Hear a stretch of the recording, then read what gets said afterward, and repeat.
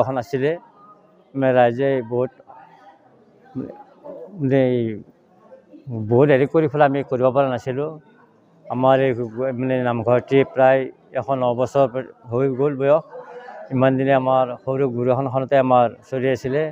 এইবাৰ আমাৰ এই গাঁৱৰে শ্ৰী ভগৱান চৌধুৰী ডাঙৰ ল'ৰা শ্ৰী নৱকুমাৰ চৌধুৰীয়ে আমাৰ ৰাইজৰ মাজলৈ তেখেতে এখন গুৰু আসন আগবঢ়াইছে আৰু সেই গুৰু আসনখন আজি এই প্ৰতিষ্ঠা কৰা হ'ল। প্ৰতিষ্ঠা কৰা হ'ল আমাৰ বৰপেটা সত্ৰাধিকাৰ মাননীয় নাৰায়ণ চন্দ্ৰ আতই। তেখেতে বৰপেটাৰ পৰা আমাৰ গুৰু আসনখন প্ৰতিষ্ঠা কৰিলে। গতিকে আমাৰ ৰাইজৰ মাজত এতিয়া আমি গুৰু আসনখন প্ৰতিষ্ঠা কৰা হ'ল। গুৰুজনাৰ যি অমৰ সৃষ্টি, গতিকে সেই আমি অটুট ৰাখিবলৈ আমি আজি সকলোৱে একবদ্ধ হৈ আমি গুৰু আসনখন প্ৰতিষ্ঠা কৰিলোঁ। নাই, গাঁওখন বহুত পুৰণা গাঁও আছিল যদিও আজি এতিয়া ইয়াৰ গাঁৱৰ ৰাইজে যথেষ্ট উন্নতি কৰিছে আৰু ইয়াতে আমাৰ সহায় সহযোগো আমাৰ যিখিনি গাঁৱৰ পৰা ইয়াৰ পৰা গৈছিলে এতিয়া আটাইখিনিয়ে সহযোগ কৰিছে। নৱ চৌধুৰীৰ যেনেকুৱা এটা উদাহৰণ।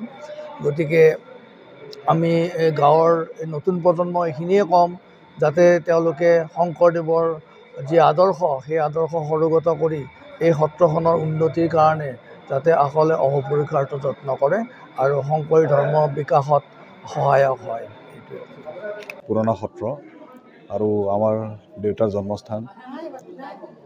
যথেষ্ট ইয়াতে আমাৰ যিখিনি নক্ষত্ৰবাসী ৰাইজে বহুত অনুদান আদি দি এই নামঘৰটো সাজি তোলাৰ উপৰিও যি চৰকাৰে ব্যৱস্থা কৰি মণিকূট গৃহ নকে নিৰ্মাণ কৰি পেলাই আজি ইয়াত আমাক তেখেতসকলে উপহাৰ হিচাপে দিছে।